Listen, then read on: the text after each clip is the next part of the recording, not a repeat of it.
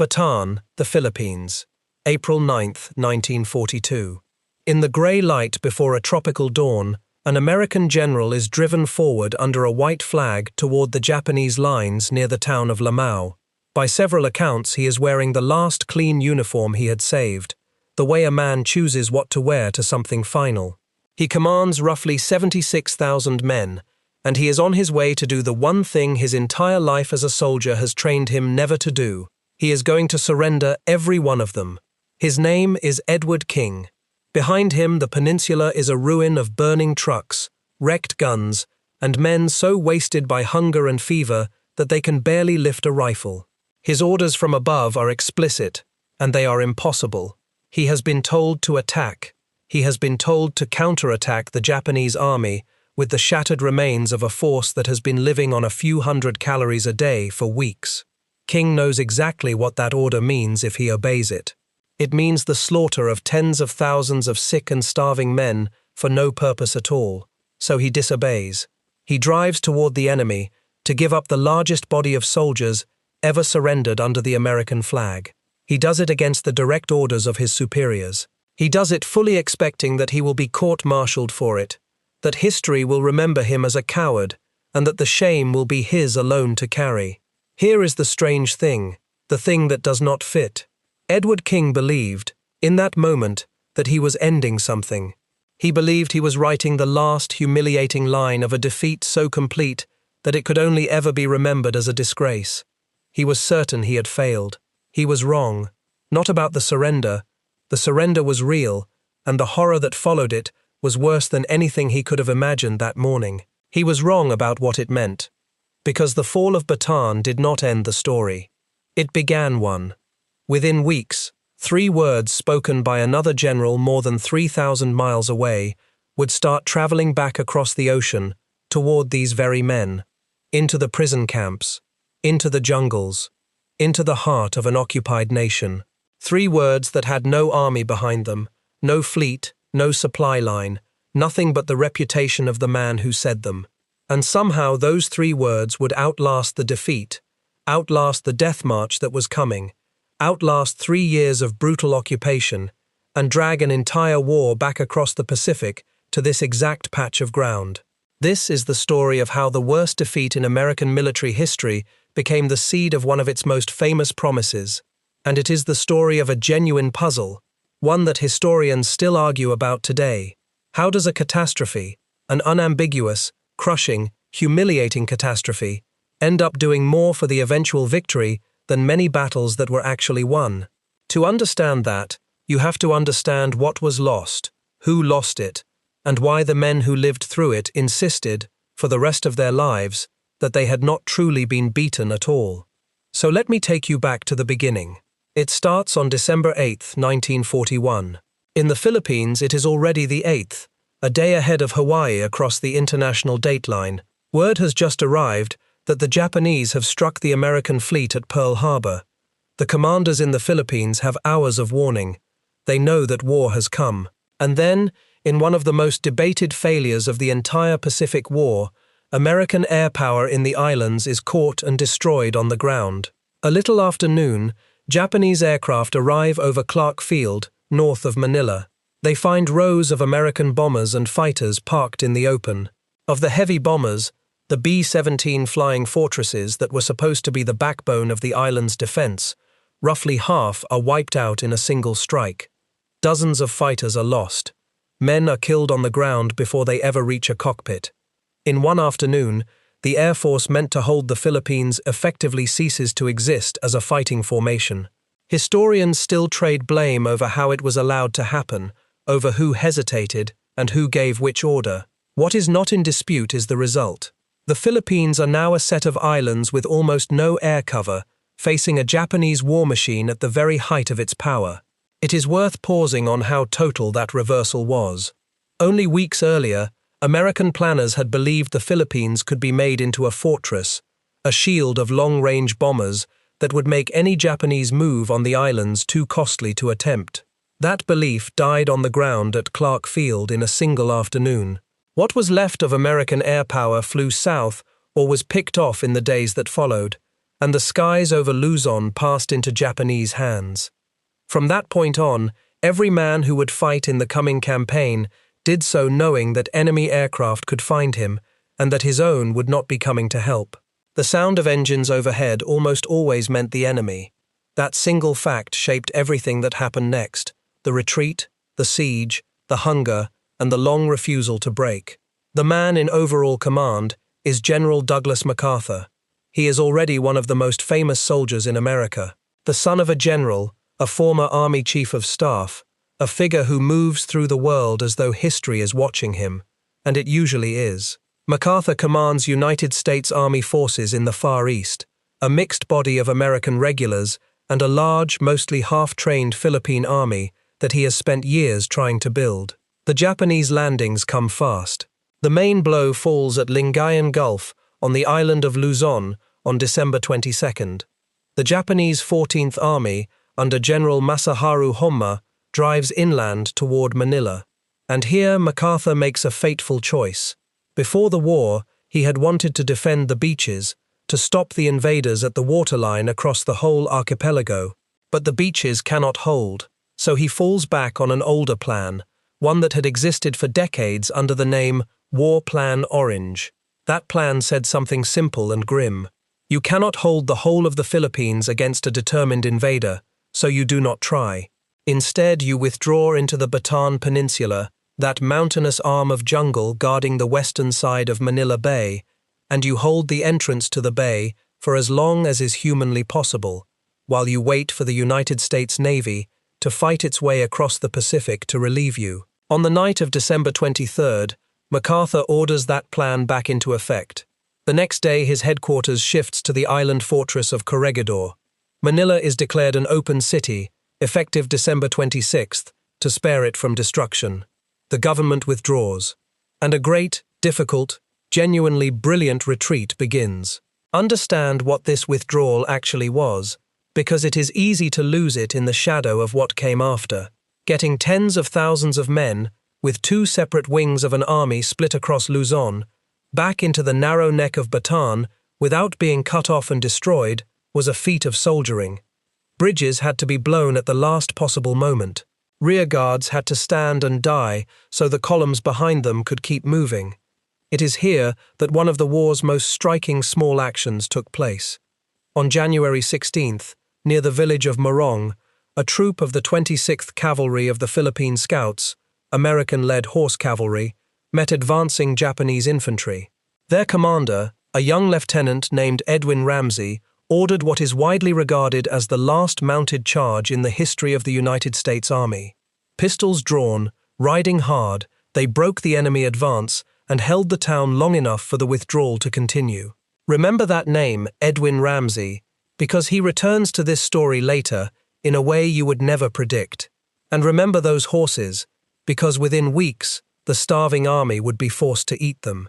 The retreat into Bataan was not a single dash, but a series of stands, each one designed to buy hours for the men falling back behind it. The defenders held one river line, then blew the bridges and slipped back to the next. It was exhausting, disciplined, deadly work, and it demanded that some units stay and fight while others withdrew, knowing the ones who stayed might not get out. When the army finally settled inside Bataan, it dug in across two defensive lines in succession. First forward near the town of Abucay, then, when that position was turned, back to a shorter line running between Orion and Bagak. Each yard of that ground was chosen to make the enemy pay. None of it was glamorous. All of it was buying the one thing the defenders could still give their country, which was time. By early January, the bulk of the force was inside Bataan.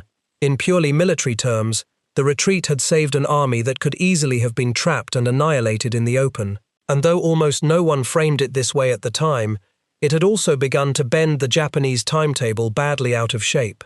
Because here is a fact that matters more than almost any other in this story. General Homma had been given a schedule. Tokyo expected him to break the Philippines in about 50 days. 50 days. The men who fell back into Bataan, sick, outgunned, and already being written off in Washington, were about to turn that 50-day schedule into a nightmare that dragged on for months. And once they were inside Bataan, they did something that history has never given them enough credit for. They fought. And in fighting, they proved something the whole world at that moment needed to learn. In the first weeks of the defense, along a line anchored on the town of Abu Qay, the defenders held against repeated Japanese assaults.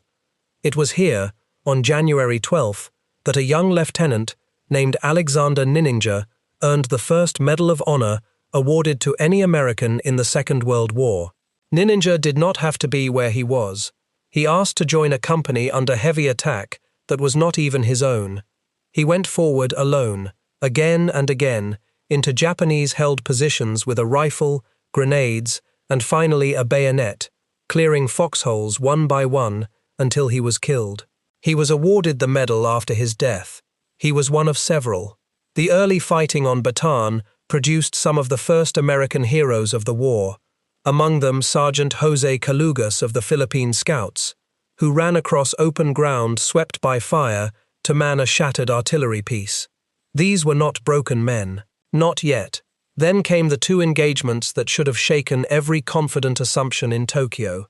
In late January, the Japanese tried to break the defense with amphibious landings behind the American line on the rugged west coast of the peninsula. What followed became known as the Battle of the Points, and separately, where Japanese troops punched into the main line and were sealed off, the Battle of the Pockets. In both, the starving defenders did not merely hold, they counterattacked, surrounded the Japanese who had infiltrated, and destroyed them almost to the last man. Entire Japanese battalions were wiped out. Homer was forced onto the defensive.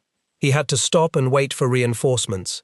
In the first months of the Pacific War, when the Japanese army seemed to be an unstoppable force of nature, the ragged, hungry defenders of Bataan had just proven, on the ground, that it could be stopped. But you cannot eat a victory, and this is where the true agony of Bataan begins. When the army withdrew into the peninsula, it did not bring enough food.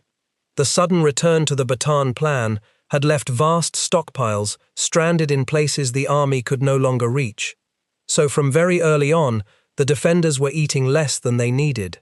In the first days of January, the entire force was placed on half rations, half of what a fighting man requires. And it only got worse.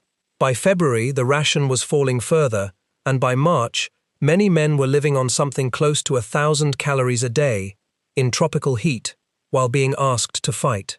They ate their cavalry horses and their mules, the same animals that had carried Ramsey's charge at Morong. They ate carabao, the local water buffalo, and tough as rope. They ate monkeys, lizards, snakes, whatever the jungle offered, and still they starved. Men who had been young and strong in December were skeletal by March, and starvation opened the door to disease. Malaria swept through the peninsula. By the time of the surrender, army doctors estimated that around 24,000 of the roughly 75,000 defenders were down with malaria, and the quinine that could have treated them was running out. Dysentery spread through the crowded, filthy positions. Beriberi, the disease of pure malnutrition, set in. There is a single grim measure from the last weeks that says more than any battle map ever could. By the end, by the army's own reckoning, less than half of what remained could be called combat effective, meaning a man who could still walk 100 yards and fire his weapon at the end of it. The rest were upright on willpower and fever alone. Try, for a moment, to live inside a single day of that siege. The line ran across the waist of the peninsula. 2 corps of defenders dug into jungle so thick that a man could not see 50 feet in front of him. The heat pressed down without mercy. The nights brought clouds of mosquitoes carrying the malaria that was quietly killing the army from within. Food arrived, when it arrived at all, as a thin scoop of rice, sometimes flavored with the meat of a slaughtered horse or a length of monkey. Cigarettes ran out, then salt, then quinine. Japanese artillery searched the tree lines. Japanese aircraft came over almost as they pleased, dropping bombs and, cruelly, propaganda leaflets urging the defenders to give up and be fed. And still the line held, week after week, longer than anyone in Tokyo had believed possible, held by men who were slowly turning into skeletons in their own uniforms. Behind the line, in 2 open-air jungle hospitals, thousands of wounded and sick men lay in the heat under nothing but roofs and mosquito netting. Tending them were the American Army and Navy nurses who had refused evacuation and stayed through the whole ordeal, women later remembered as the Angels of Bataan and Corregidor. They worked without rest, without supplies, often under bombardment, and many of them would soon share the fate of the men they treated, spending the rest of the war as prisoners. Their endurance is one of the quiet spines of this entire story, and through all of it, the men waited for help that they had been promised, and that was never going to come. This is the wound at the center of Bataan. The men believed, because they had been told, that a great convoy was on its way. Ships, planes, fresh divisions, food. They scanned the horizon of Manila Bay for the smoke of an American fleet. It never appeared. It could not appear. The fleet that might have relieved them was lying in the mud at Pearl Harbor, and at the highest levels in Washington, a decision had already been made. The war against Germany would come first. The Philippines, for all the anguish it caused, could not be saved. The men on Bataan were never told this in plain words. But slowly, bitterly, they came to feel it. And out of that feeling came a piece of black humor that has outlived nearly everyone who first spoke it. A war correspondent named Frank Hewlett, the Manila bureau chief for United Press and the last American reporter to leave the fortress, put their mood into a short, bitter verse. They called themselves the battling bastards of Bataan, and the lines that followed spelled out, one after another, everything they did not have. No mother, no father, no Uncle Sam, no aunts, no uncles, no cousins, no nieces, no pills, no planes, no artillery pieces, and, they finished, nobody cared at all. Read that again and hear what is inside it. It is a joke. It is also an accusation. It is men who know they have been abandoned, saying so out loud, and then choosing to keep fighting anyway. That combination, the bitterness and the defiance living in the same breath, is the true spirit of Bataan. Not clean, statue-ready heroism, something harder and far more human than that. Now, while the ordinary soldier starved on the line, the most famous soldier in the Philippines was on the island of Corregidor, and this is where the central knot of the story ties itself. Corregidor is not Bataan. This matters, and any honest telling has to be clear about it. Bataan is the peninsula, the jungle arm where the army bled. Corregidor is the fortified island a few miles off its tip, honeycombed with tunnels, guarding the mouth of Manila Bay. MacArthur ran the campaign from a great tunnel on Corregidor called Malinta. He crossed to the Bataan front itself only once during the entire siege, on January 10th. That single visit, set against the daily agony of the men on the line, earned him a nickname that clung to him for the rest of his life. The starving soldiers called him Dugout Doug. They sang mocking songs about it, set to the tune of a hymn about a general safe underground while they died in the open. The truth about MacArthur is more complicated than either the hero worship or the mockery allows, and this story needs him drawn honestly, because the promise that changes everything is his. He was vain. He was theatrical. He had a genius for placing himself at the center of every scene. He had also genuinely believed, longer than almost anyone, that the Philippines could be defended, and he was now watching that belief collapse around him. He sent Washington a stream of increasingly desperate requests for help that was never coming. In February, another figure slipped out of the fortress. President Manuel Quezon, the leader of the Philippine Commonwealth, gravely ill with tuberculosis, was evacuated from Corregidor aboard an American submarine, the Swordfish, to carry on his government in exile. The symbol of the nation was being carried away into the dark ocean, while his people were left under the boots of an invader. It was a measure of how completely the islands were being lost, and then Washington made a cold, and probably correct, strategic decision about MacArthur himself. He had become a symbol, and symbols are strategic assets. If the Japanese captured or killed the most famous American general of the hour, it would be a propaganda catastrophe for the Allies at the lowest point of the entire war. So President Roosevelt gave a direct order. MacArthur was to leave the Philippines, take command of the defense of Australia, and from there, begin the long road back. MacArthur did not want to go. He considered resigning his commission to stay and fight as an ordinary volunteer. His staff talked him out of it. An order from the president is an order. And so, on the night of March 11th, 1942, one of the most dramatic escapes of the war took place. He did not slip away alone in the dark like a man running. He left with his wife, Jean, his 4-year-old son, Arthur, the boy's Chinese nanny, and members of his staff. They boarded a small wooden patrol torpedo boat, one of 4 in a tiny squadron commanded by a daring young naval officer named John Bulkley. And then this handful of plywood boats set out across nearly 600 miles of open sea, patrolled by the Japanese Navy. It was a violent, frightening passage. The boats pounded through heavy swells that soaked everyone aboard. The passengers were wretchedly seasick. They ran without lights through the darkness, past islands where the enemy waited, engines straining. At any moment a Japanese warship could have ended the war's most famous career in a single burst of gunfire. But the little boats slipped through.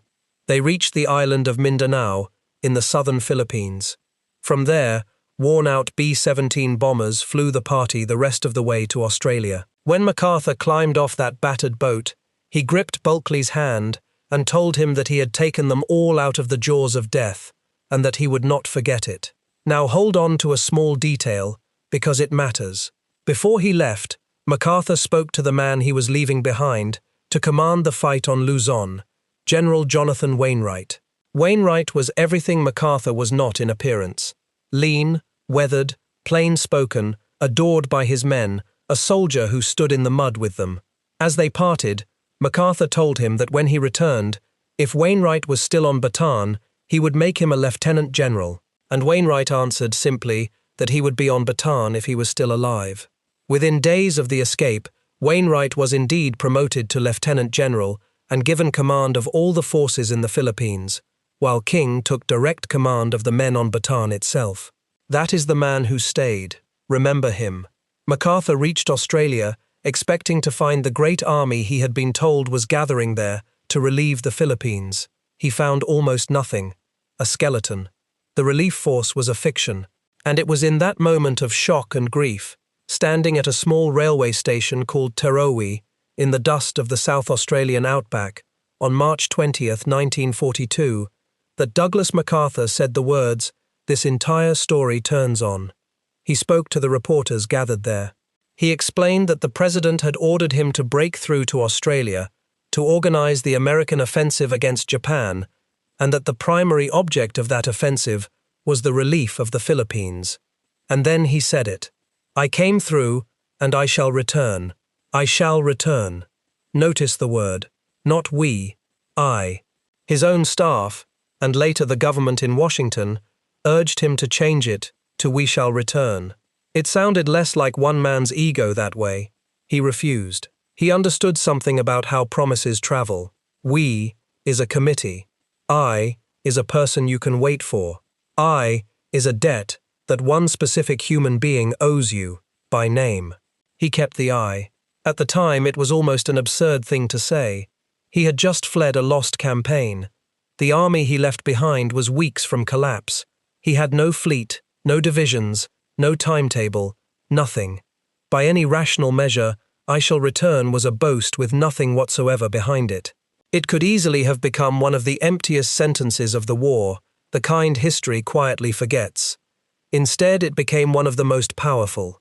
And to understand why, you have to leave MacArthur in Australia and go back to Bataan, to the men he left, and to what happened to them in the days and weeks after he sailed away. Because the promise did not draw its power from the man who made it. It drew its power from the suffering of the people it was made to. If this story is holding you, consider subscribing, because what these men endured next is the part most people have never really been told. On Bataan, the end came in early April. On Good Friday, April 3rd, 1942, General Homer launched his final offensive. He had been heavily reinforced. Fresh troops, massed artillery, and unchallenged aircraft fell on the sick and starving defenders along a line anchored by a height called Mount Samat. The defenders fought. In places they fought brilliantly, but they were skeletons trying to hold back fed, rested, well-armed men, and the line broke. Within days, the situation was hopeless in the fullest meaning of the word. There was no reserve to plug the gap, because there was barely a man left on the peninsula strong enough to march to it. And this is the moment we began with. General Edward King, commanding the forces on Bataan, looked at what remained under his hand and understood the truth. To obey his standing orders, to counterattack, was to murder his own army for nothing. He knew the orders. From Australia, MacArthur expected the fight to continue. From Corregidor, Wainwright had passed him an order to attack, an order that Wainwright himself, bound by MacArthur's absolute instruction that there be no surrender, knew was impossible to carry out. King was the man on the ground. He could see the faces, he could see the men who could no longer stand, and so he made the loneliest decision a soldier can make. On the morning of April 9th, he went forward under a white flag to arrange the surrender of the entire Bataan force. It was not a clean or ceremonial thing. His officers first met the Japanese at a bridge, then at a small farmhouse, and finally King was taken to a schoolhouse in the town of Balanga to face his captors. There was no dignified signing. He tried to secure decent treatment for his men and was given almost nothing in return. When it was done, he gathered his grief into a few words for his soldiers. He told them that they had not surrendered, that they had had no alternative, and that the responsibility was his and his alone. Roughly 76,000 men, about 12,000 of them American and the rest Filipino, passed into Japanese captivity. It remains the largest surrender of a force under American command in the nation's history. And now the promise was about to be tested against something close to the limit of human endurance. Because for the men of Bataan, the surrender was not the end of the suffering. It was the beginning of the worst of it. The Japanese had planned to move their prisoners north out of the peninsula, but they had badly underestimated how many men they would capture and how sick those men already were. What they did about that failure became one of the defining atrocities of the war. The prisoners were forced to march, on foot, roughly 65 miles north out of Bataan, in blistering heat, with almost no food and almost no water. Men already dying of malaria and starvation were made to walk until they dropped. And when they dropped, many were killed where they lay. Guards bayoneted stragglers. Men were beaten, and worse, for the crime of asking for water, even as clean water sat in wells beside the road. Prisoners who fell were run over. There were random, casual killings along the entire route, for no reason at all. The exact death toll of the march will never be known with precision, and honest historians give ranges rather than a single figure. The most careful analysis, by the historian Stanley Falk, suggests that somewhere between 600 and 650 Americans, and somewhere between 5,000 and 10,000 Filipinos, died on the march itself, before they ever reached the camp at the end of it. Other estimates run higher still. The true number will never be known, because the men keeping count were dying alongside everyone else. That camp, Camp O'Donnell, became a place of mass death in its own right, where thousands more perished in the weeks and months that followed from disease, starvation, and neglect. The dying did not stop at the gate. For a great many, it only became more concentrated there. And even that was not the end. In the years to come, survivors would be packed into the holds of unmarked transport ships, the so-called hell ships, and shipped toward Japan under conditions that killed thousands more, some of them sunk by American submarines and aircraft that had no way of knowing their own men were aboard. For those who survived the march, captivity settled into a long ordeal of its own. Thousands of Americans were held at a camp called Cabanatuan, on Luzon, where in the worst months of 1942, the dead were counted in the hundreds, more than the burial details could keep pace with. Men died of diphtheria, of dysentery, of simple starvation, of despair. They kept careful, secret records of who had died and where they were buried, so that one day someone might come back and account for them. That phrase, "one day someone might come back," is the quiet refrain of the whole prison experience. The prisoners did not know when. Many did not truly believe they would live to see it. But the belief that they would not simply be erased, that the promise made at Tarawi still stood somewhere out in the world, was for many the difference between holding on and letting go. It was not sentiment. In a place designed to strip a man of every reason to live, a reason to live was the most practical thing he could possess. You can hear it in the way survivors later described those years. They spoke of scraps of news smuggled into the camps, a rumor of an American landing somewhere to the south, a whispered report that the tide had turned in the wider war. Each scrap was passed man to man like something precious, because each one meant the promise was still alive. Guards punished the possession of a radio with death, precisely because they understood what a single true sentence from the outside world could do to men they were trying to break. Hope, in that place, was contraband, and the defenders of Bataan smuggled it and hoarded it and shared it for nearly 3 years. This is the true weight of the Bataan surrender, and it changes the meaning of everything around it, because when the news of that march eventually reached the outside world, the words "I shall return" stopped being a general's boast. They became something closer to a moral debt. These were the men who had been abandoned, then broken, then marched to death. If ever a promise in history needed to be kept, it was the one made to them. Meanwhile, the fight was not quite finished. On Corregidor, Jonathan Wainwright held on. For nearly a month after Bataan fell, the island fortress endured a bombardment that beggars description. Japanese artillery and aircraft pounded the rock day and night. In a single day of that final siege, the shelling could exceed anything the defenders had known. They lived underground in the Malinta tunnel, packed in with more than 1,000 wounded men, the air foul, rat paws, and the ground shaking without pause.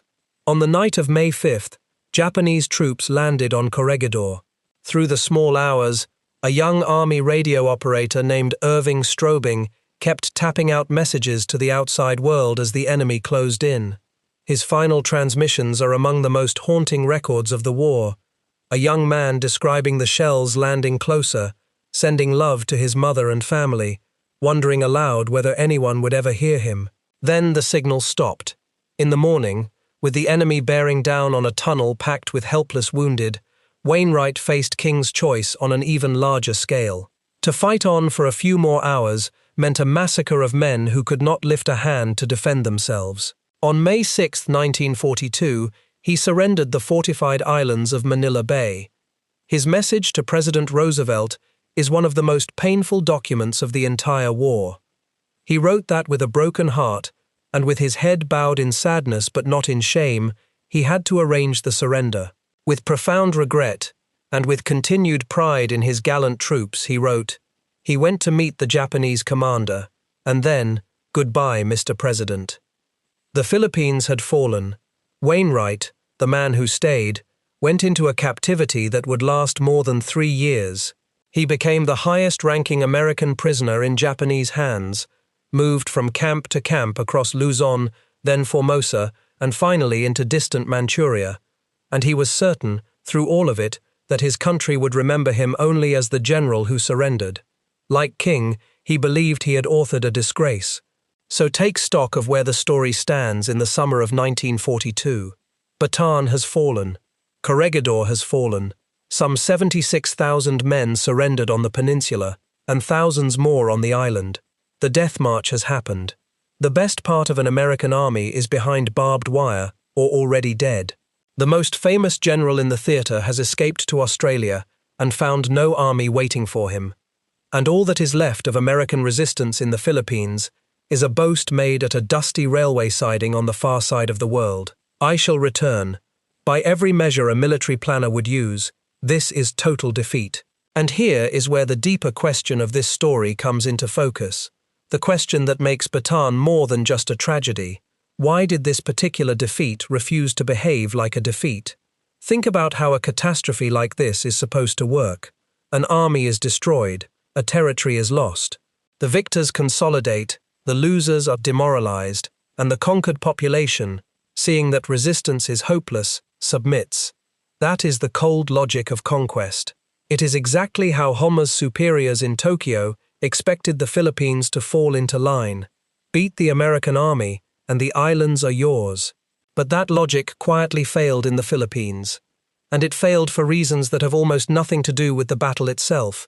and almost everything to do with what the battle came to mean. Start with the most concrete thing of all: time. Homma had been given about 50 days to take the Philippines. The defense of Bataan and Corregidor stretched that out to roughly 5 months. Now, honesty requires a caveat here that lesser accounts leave out. Part of that delay was handed to the defenders by Tokyo itself, which pulled Homma's finest division away in the middle of the campaign to feed the conquest of the Dutch East Indies. But part of it, the larger part, and the defenders earned in blood, at the points and the pockets, and along the Abuquay line, forcing Homma to stop, regroup, and beg for reinforcements. And think about what those extra weeks and months bought. They tied down a Japanese army that Tokyo needed elsewhere for its lightning sweep across the whole Southwest Pacific. Every week the battling bastards of Bataan kept fighting was a week that Homma's soldiers, guns, and ships were pinned in one place instead of driving on toward Australia and the Indian Ocean. The defeat was slowing the victor down. Even in losing, Bataan was doing damage. Then there was the myth. In the opening months of the Pacific War, the Japanese army seemed genuinely unstoppable. It had taken Hong Kong, Malaya, and then the great British fortress of Singapore, one Allied bastion after another, often with shocking speed. Singapore had fallen in about a week, with tens of thousands of British and Commonwealth troops marching into captivity, the largest surrender in British military history. A dangerous idea was taking hold across the Allied world, that the Japanese soldier simply could not be beaten. On Bataan, that idea took its first real wound. When those starving men surrounded and destroyed whole Japanese battalions at the points and the pockets, they proved, in front of the world, that this army could be made to bleed, could be made to stall, and could be fought to a standstill by men with empty stomachs. It did not save them, but it punctured the legend. The invincibility was a story, and Bataan was the first chapter that refused to follow the script. And then there was the promise, and what it did inside the mind of an occupied nation. This is the piece the military ledger cannot capture, and it is the true heart of the whole story. When the islands fell, the Japanese expected the population to accept the new order. Some did, as people always do under occupation. But across the archipelago, something else took root, and it took root around 3 words: I shall return. Understand what MacArthur represented to Filipinos. He had spent much of his life in the islands. His own father had governed them. He had helped build their army. To many Filipinos, he was not a foreign general at all, but a familiar figure who had given his personal word that he would come back for them. And the Japanese occupation, brutal and humiliating, turned that word into a lifeline. As long as people believed MacArthur was coming back, the occupation was temporary. It was something to be endured and resisted, not accepted. So the promise was fed, deliberately, into the occupied islands. American submarines slipped through Japanese-controlled waters to land supplies, radios, and agents for a growing resistance. And alongside the guns and the radios came something whose value was purely in the mind: small, everyday objects, packages of cigarettes, boxes of matches, chewing gum, sweets, printed with the American and Philippine flags, and with 3 words over a facsimile of MacArthur's signature: I shall return. One guerrilla leader later recalled that these little tokens were, in his words, a godsend for morale. It sounds almost trivial, a matchbox as a weapon of war. It was nothing of the kind. Every one of those objects was a small, physical piece of proof that they had not been forgotten, that the debt was still owed, that the man was still coming. During the siege itself, a clandestine radio program called The Voice of Freedom had broadcast defiance and hope from the tunnels of Corregidor, telling the occupied people the truth when every other station lied to them. One of its most famous voices belonged to a Filipino officer and journalist named Carlos Romulo. The broadcasts from the Rock did not survive the surrender, but the idea behind them did. The idea that somewhere, someone was still fighting for you, and would come back.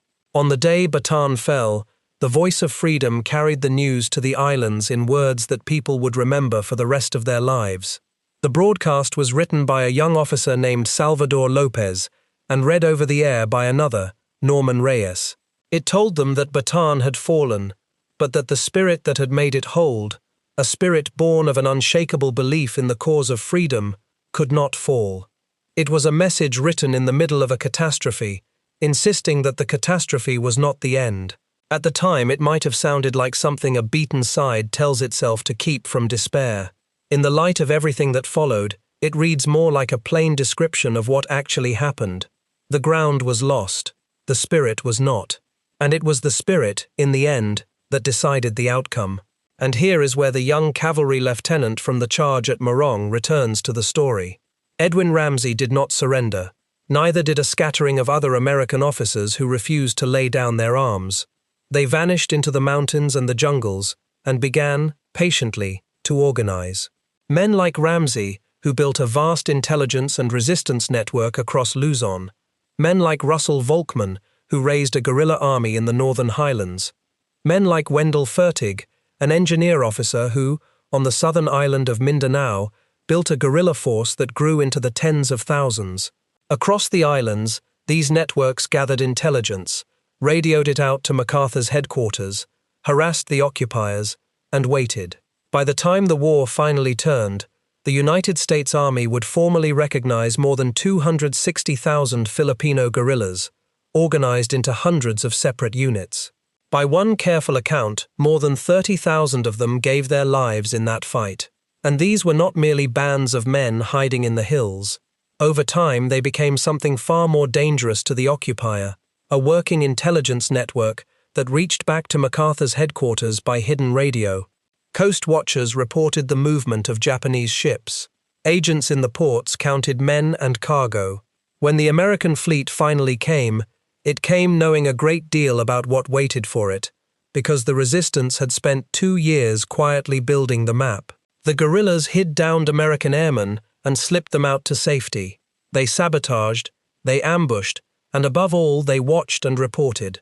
MacArthur himself later credited them with saving the lives of tens of thousands of his soldiers. The men and women who ran those networks were gambling everything. Capture meant torture and death, not only for the agent but often for the agent's family and village. That they did it anyway, for years, on the strength of a promise and a facsimile signature on a book of matches, is one of the most remarkable things in this entire history.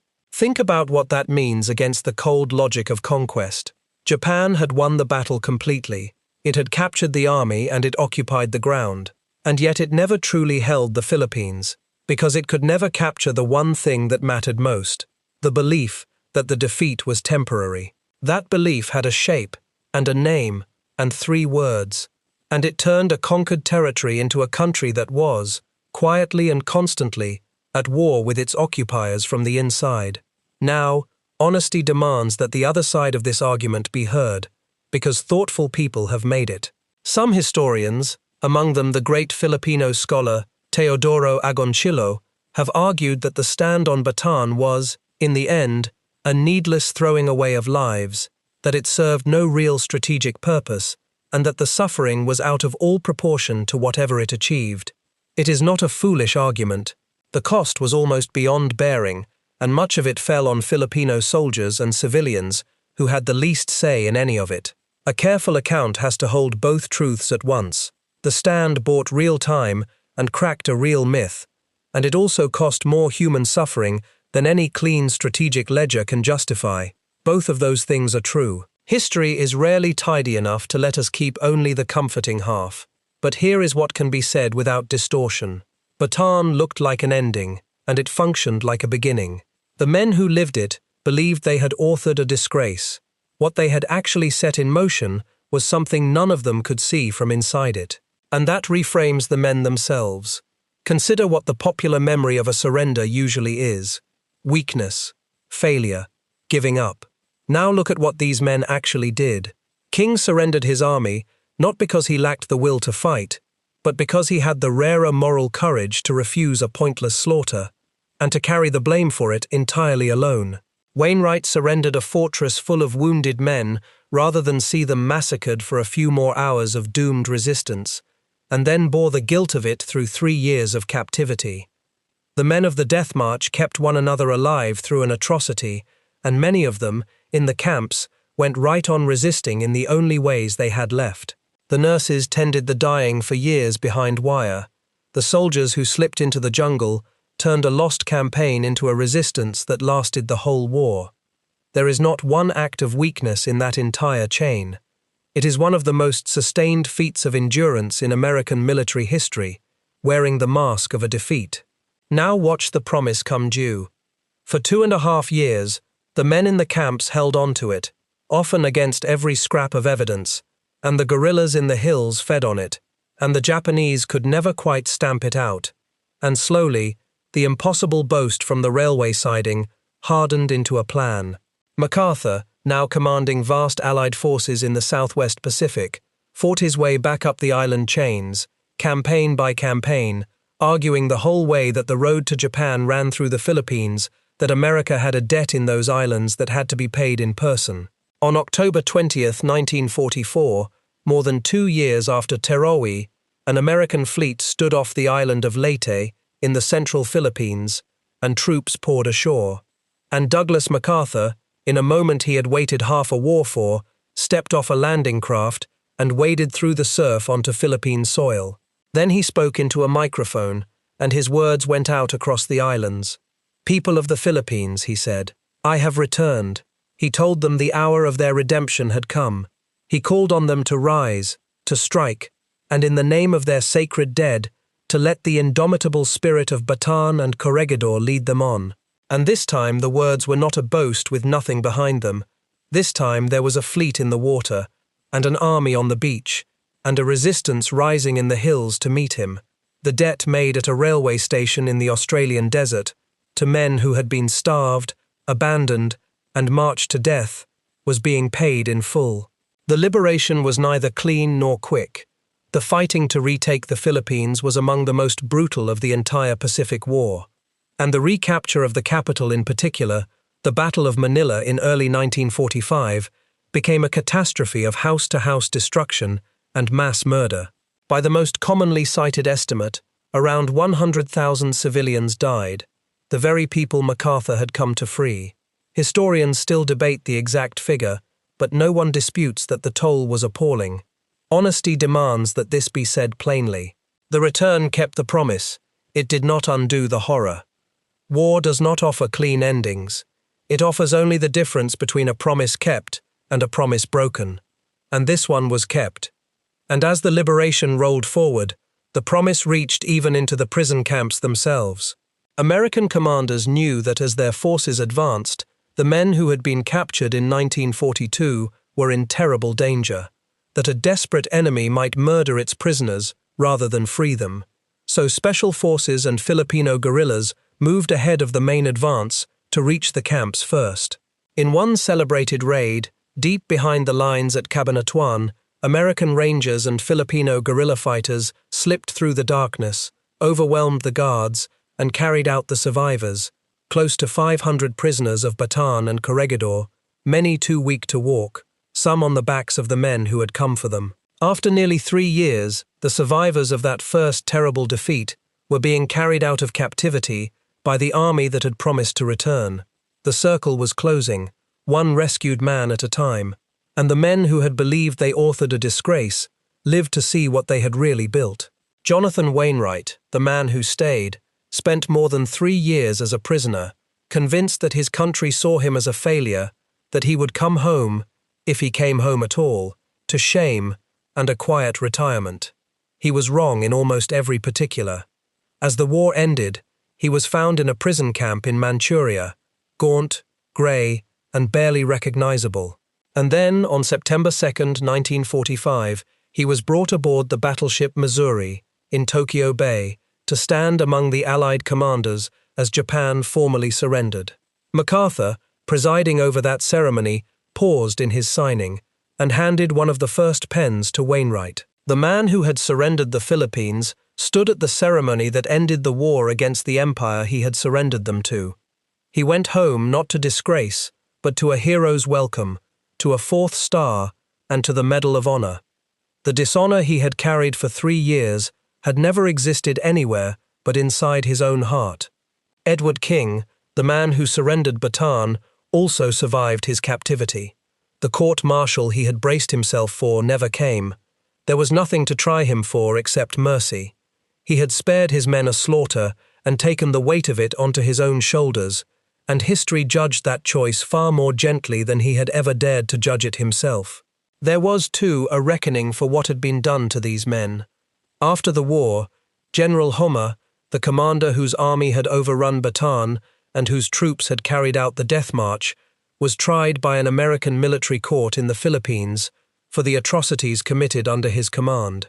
He argued that he had not known the full scale of what was happening to the prisoners on the roads north. The court held him responsible all the same, on the principle that a commander answers for the conduct of his army. He was convicted and, in the spring of 1946, executed.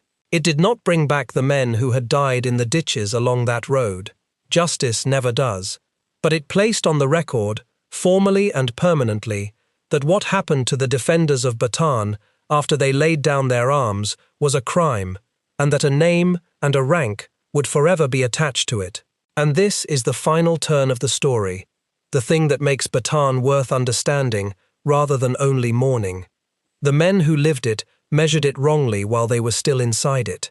From within the hunger and the surrender and the long grey years behind wire, it could only ever look like the worst kind of failure. They could not see the shape of the thing. They could not see that the time they bought had bent an enemy's entire strategy out of shape, that the stand they made had cracked a myth the whole Allied world needed cracked, that the promise made to them had become the organizing faith of a nation's resistance, and the reason an entire war was dragged back across an ocean to set them free. There is a way of thinking about defeat that this story quietly overturns. We tend to imagine that winning and losing are settled on the day of the battle, that the ledger is closed the moment the guns fall silent. Bataan says otherwise. Bataan says the meaning of a defeat is not fixed at the moment it happens. It is decided by what people choose to do with it afterward. A defeat that breaks a people's will is one kind of thing. A defeat that hardens it, that becomes a debt and a rallying cry and a reason to endure, is something else entirely. The battle was the same either way. What changed everything was the promise laid over the top of it, and the refusal of a whole people to let that promise die. That is why 3 words, spoken by a flawed and famous man at a dusty railway stop on the far side of the world, outlived the disaster that produced them. Not because the man who said them was pure, he was not. Not because the words had any power on the day they were spoken. They had none. They gained their power slowly, drawing it from the endurance of the men they were owed to, until at last they were strong enough to pull a war across an ocean. So return, one final time, to that grey morning near Lamau, to a general in the last clean uniform he had saved, riding toward the enemy under a white flag, certain that he is writing the final, shameful line of a lost cause. He was not writing an ending. He was writing the first line of a story about a promise that could not be killed. He simply could not see it yet. Almost no one can, from inside the worst day of their own life. The shape of it only appears later, to the people who come after and who take the trouble to look. That is the whole reason to tell it now, not to polish a defeat into a victory it never was, but to give these men back the thing they were denied while they lived it, the knowledge that they had held the line long enough, that the promise came due, that they were remembered. If this account moved you, or taught you something you had not heard before, a like helps it reach more people who would want to hear it. And if you would like to be here for the next story we tell, consider subscribing. Thank you for listening, and for remembering men who earned it.